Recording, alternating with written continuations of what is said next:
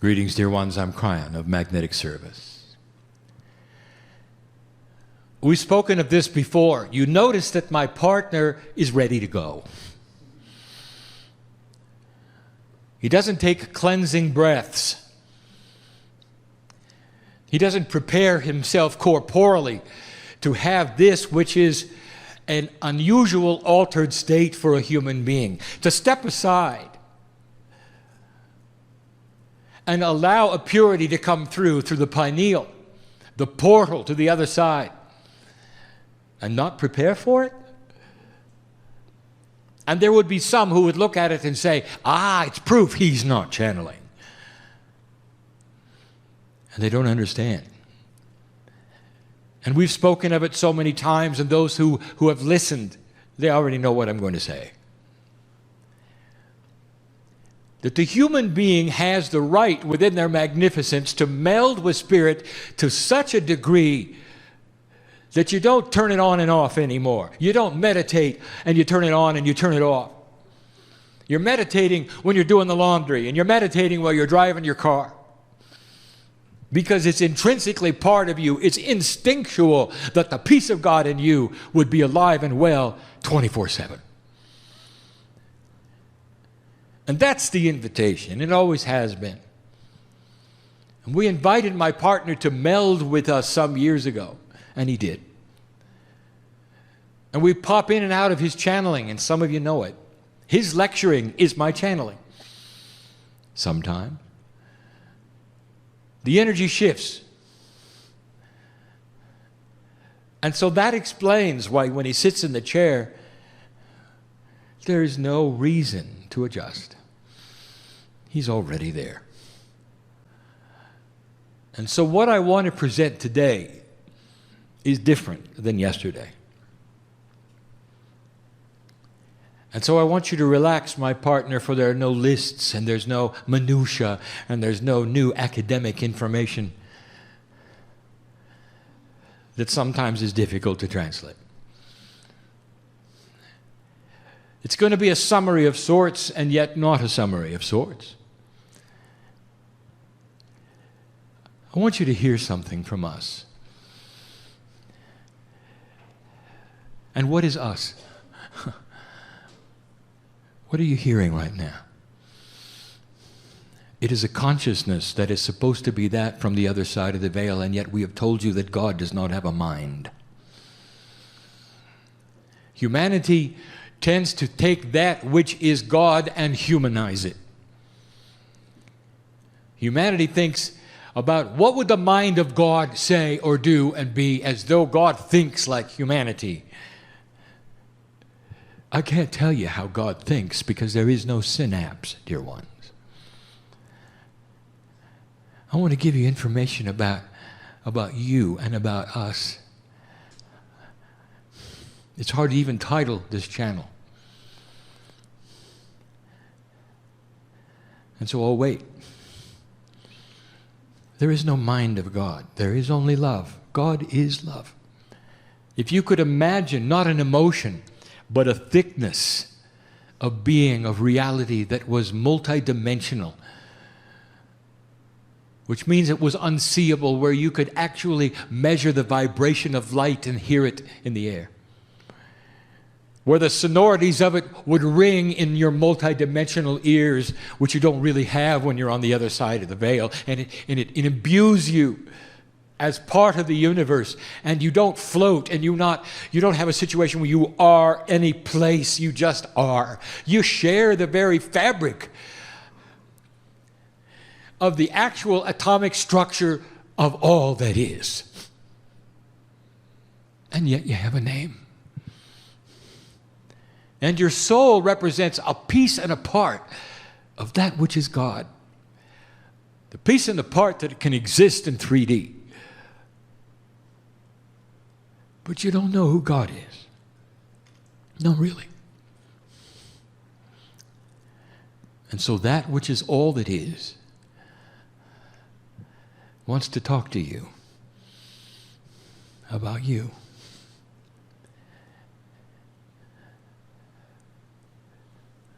How do we feel about you?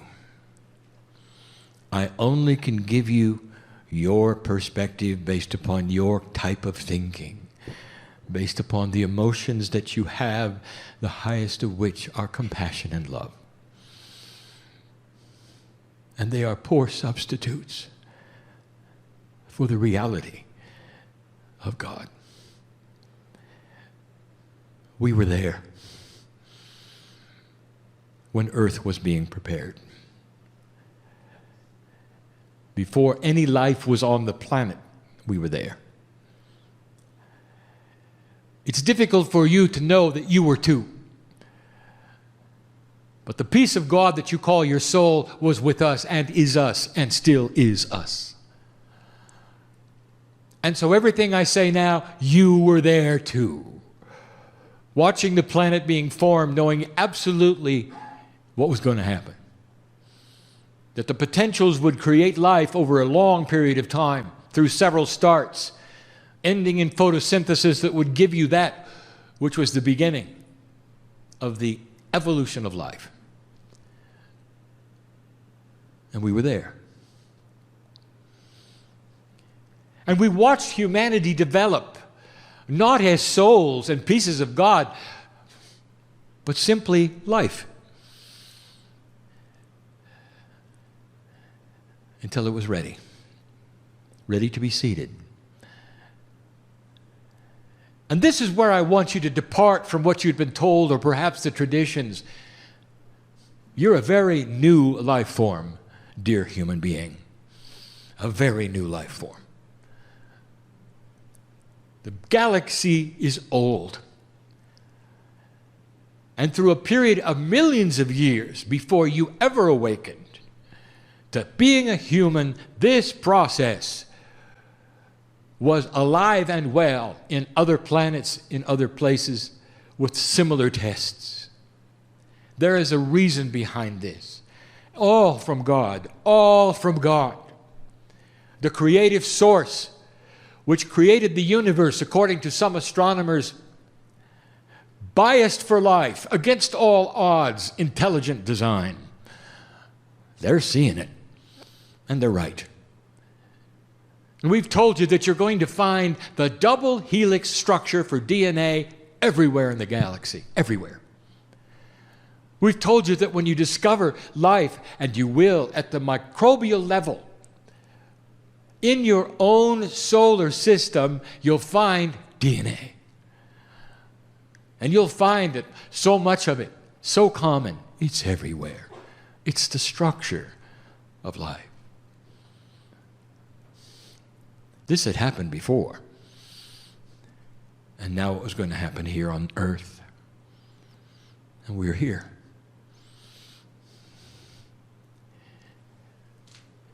When the creative story occurred, and it's important for you to understand, the creative story is that when the earth was treated with a beautiful scenario of spiritual choice and duality was given to humanity.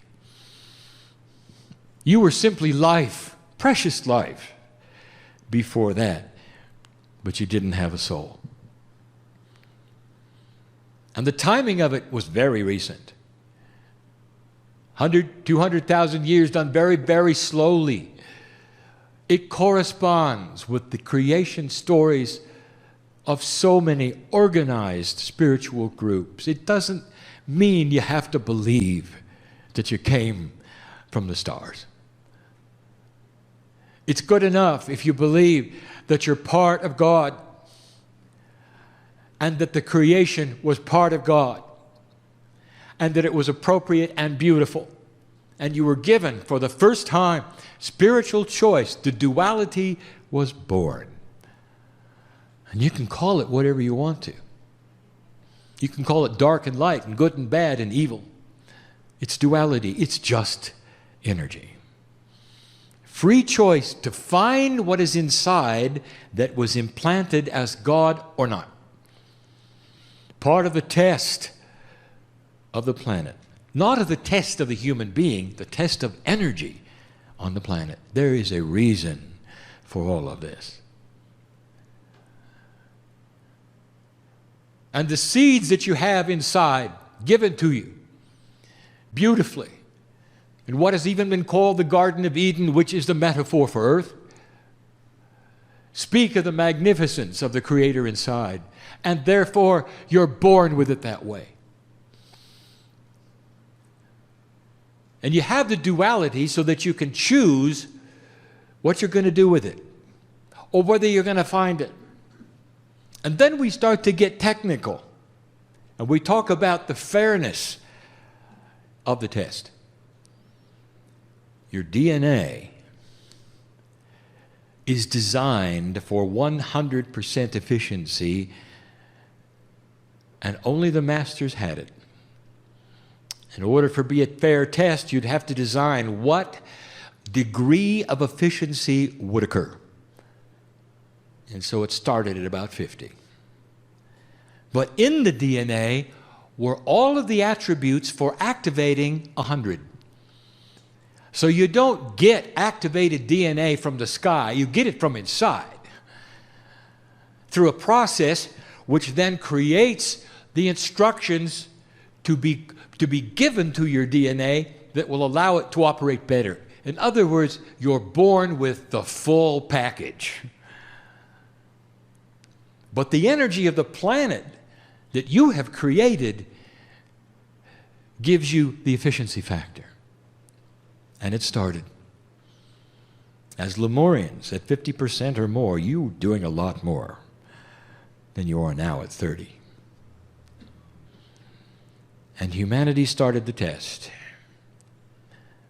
And it balanced itself, and it went up and it went down. Finally, it was in the 20s. You went through 4 decision points, and you didn't graduate in any of them. That was your choice. Gaia cooperated with pandemics in some of them, plagues in others, and you had to start over. That's a free choice. This was the 5th one, dear one. Who is an old soul? The ones in the room who have awakened and recognized there's more than they've been told. That their intuition gives them some cues, perhaps, not just that the age is changing or the energy is changing, but maybe they are changing. And it's happening all over the world. Who is an old soul? You could define an old soul, if you want to, as a certain number of lifetimes on the planet. And we're not going to become academic like that. We're just going to say it's the ones who have been here a long time. And so when you awaken, you've been both genders. You've gone through the things that awakened souls go through. You've come into the planet perhaps with a lack of self-worth because of it. We know who you are. And I want to tell you something about coming and going. I want to tell you that through all of this process and all of these years, and what you did with duality, all of it, we were there. And there's never been a time where God the Creator has turned its back on any human. Do you hear me? Or any race, or any city, or any town, or any group, any more than you would with your children, ever. And yet, in order to manufacture certain kinds of energies, there will be those who would tell you, well, God is judgmental. God has the mind of a human. God gets disappointed and angry, and that's not love. That's not unconditional love. We're with you as the creative source of the universe, not as a tiny deity that gets angry or judgmental or would put you into a place where you would suffer. Do you hear that? We're with you. We're with you. And for all of those lifetimes, no matter what you did with your DNA, No matter what efficiency you decided to have it, we're with you.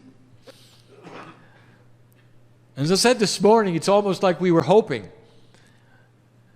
that there'd come a time when you discover that spiritual point, and old souls did. You couldn't help it.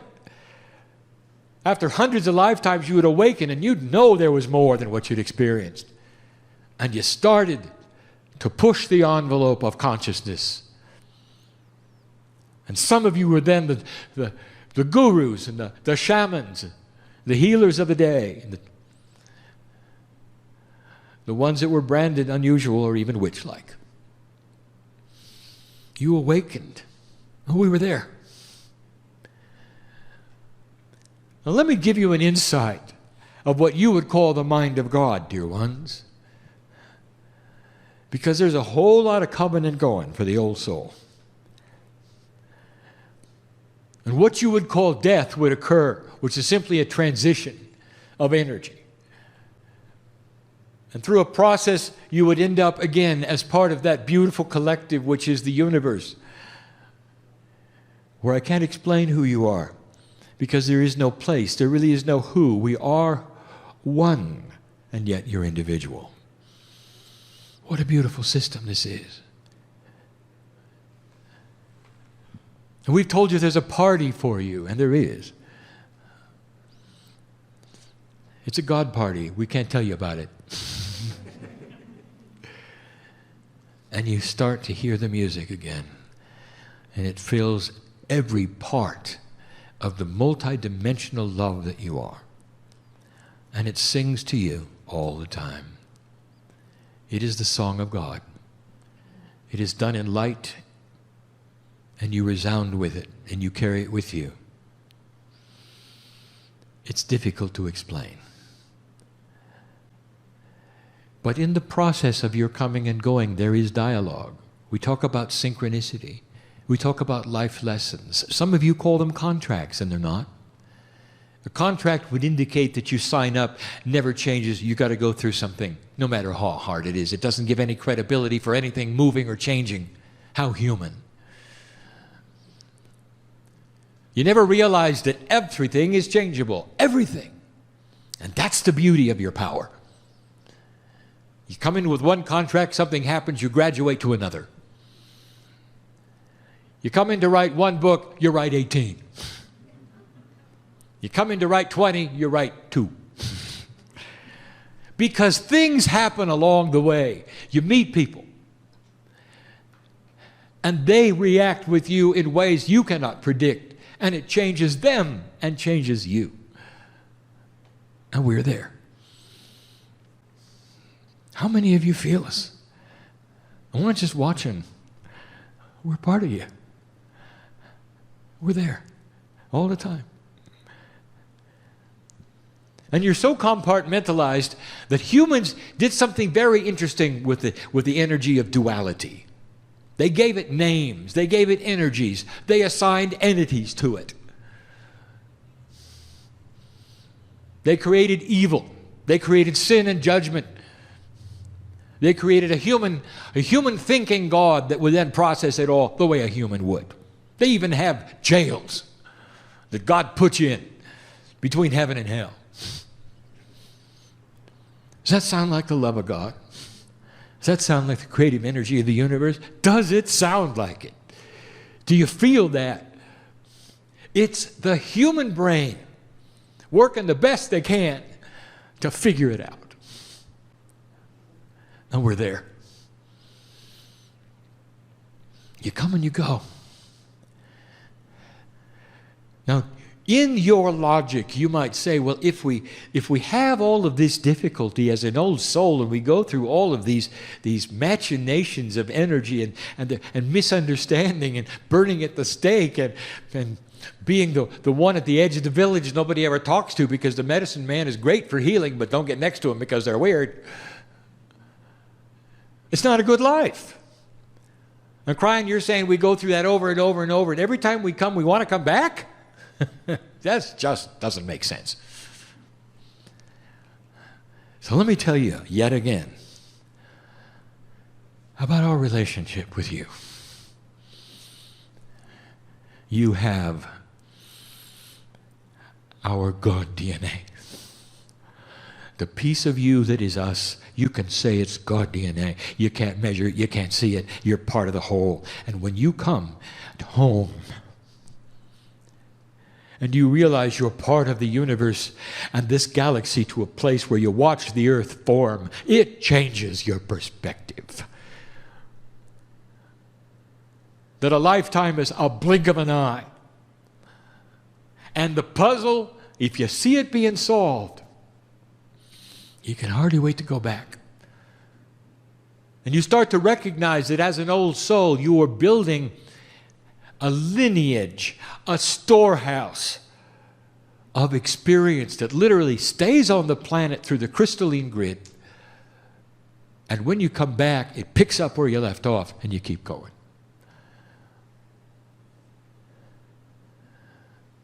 Avatars for the planet Earth. You become.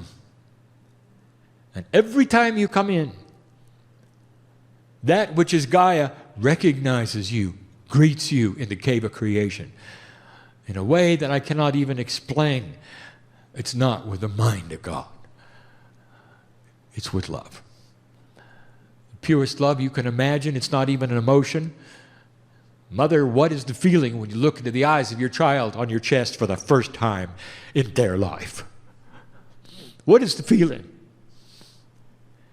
Is it emotion? Or is it a way of life? And the answer, it's a way of life.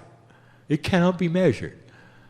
And that's just a tiny bit of who we are. We're always there. We're with you now as you sit in the chair listening to this message, and some of you are realizing this is real. It's not a man in the chair pretending. Because we want to somehow transmit to you how we feel about you. And we can only do it in your terms. And the best thing we can say is we are there all the time. We're there watching when you sleep. We're there watching when you cry and when you laugh. When you're in trouble and when you're with fear, it just doesn't change. We're just always there. The soup of God is absolute. It's there now. We know who's watching and who's in the room and the puzzles they have and the complexities they have and the worries and the fears. How long will they last? What's going on? Why are they uncomfortable? And we're here. It's so interesting for us to watch you turn around and come back into the planet. So many times we spoke about this attribute, the wind of birth. That's our expression of when you come into the planet, you take your first breath. And your soul fills up and your Akash starts to work and all the things. Your DNA takes the measurement of where it's supposed to be depending upon where Gaia has established it through human consciousness. And you continue. And we've said it before, every woman in the room has experienced battle and every man in the room has given birth. And there's so much human experience here. And how do we feel about that? Remember your family. We're not just talking about the corporeal humanity that is here. Do you understand or not that if you're doing it this time around on this planet, you probably did it before on another? Are you aware of that? Do you know that this is what you do? And you didn't look a whole lot different then either, because DNA is DNA. It forms symmetry and does its job depending upon the gravitational aspects of the planet. Your seed spiritual DNA came from the seven sisters, and we've told you this, you don't have to believe it. It's a cluster of more than 9 stars. They look like they're close together. From Earth, they're not. It's just how you perceive them. That's why they're the constellation you see in the patterning. As you get closer to them, they don't look that way. From a planet who went through what you did. And what if I told you you were there too? How does it make you feel to know that you haven't always been a human? And to some, they'll say, well, it's time to turn off the channel because now you crossed the line. Have I crossed the line, or are you not ready to hear the majesty that you contain? The magnificence of your decisions to return. And we look at you. When you have that which is the pure love of God about ready to step into this planet and separate into so many parts, keeping some of you on my side of the veil, some of you in your corporeal body, and others in your guide sets, and we've explained it. It's so complex. And you look at us and you said, this is important. And in you come. How do we feel about that? How can we love you any more than we do? We're there.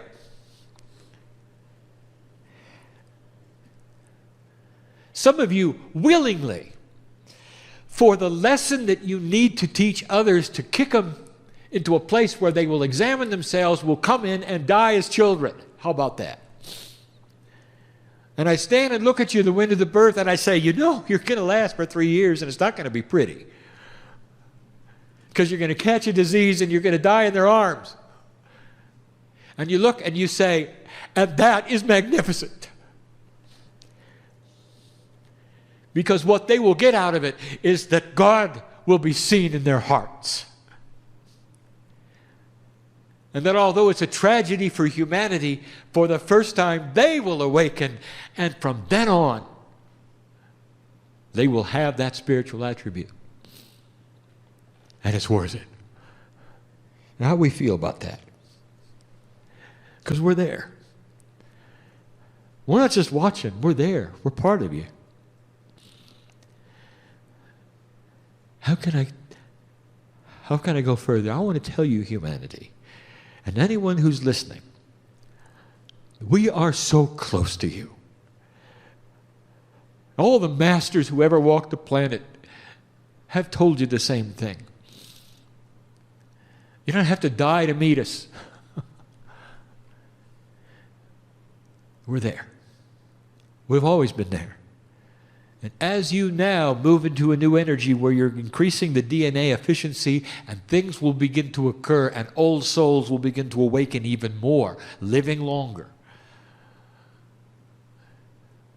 the glass starts to clear. And how do we feel about that? And if I haven't said it before, it's about time. Because finally, the hand that's reached out to you for hundreds of thousands of years, since you ever had duality, you're going to feel it and you're going to see it and you're going to take it and you'll never be the same. And so this would be a good time for that. To awaken to the reality, perhaps, that we are there. That we've always been there. That the mind of God is not the mind of a human being. It's the consciousness of love in an unconditional fashion that will always be awake, watching, and loving. Because we're always there. That's the message of the day. It's not filled with a lot of new attributes or lists or things to remember. I just want you to leave with just one attribute. We're there. And when you're within sorrow, we're there. And when you're happy, we're there. I want you to meld with that which you call your higher self to such a degree that you can't tell the difference between your meditation and your non-meditation. And I want to tell you, if you get to that state, you're going to watch corporeal changes in you. Things that you didn't expect, including remissions of things. I know who's here. I know what some of you are facing. Family, because we're with you. We're here.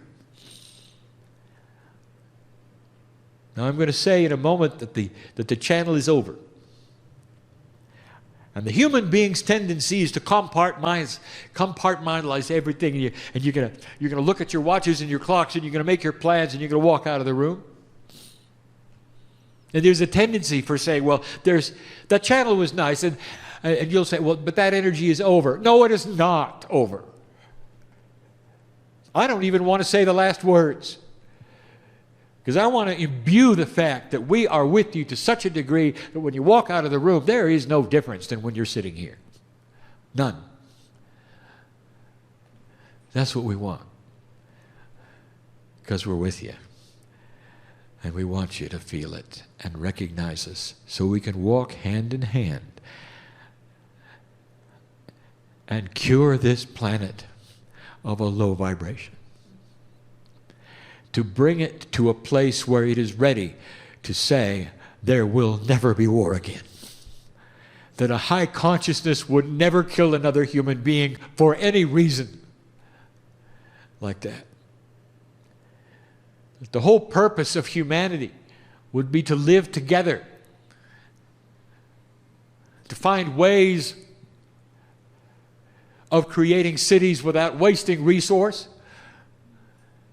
A brand new kind of thinking that will be intuitive eventually to your children. That is what we have seen before. That is what some of you have done before. You have a memory, an imprint that is beyond your Akash, where you did this other places, and now you're doing it again. And so some of you ought to be celebrating. This is happening yet again. And we're there. This is the message of the day. It's the message of the year. It's the message for the rest of your life. And the one after that. And the one after that. And so it is.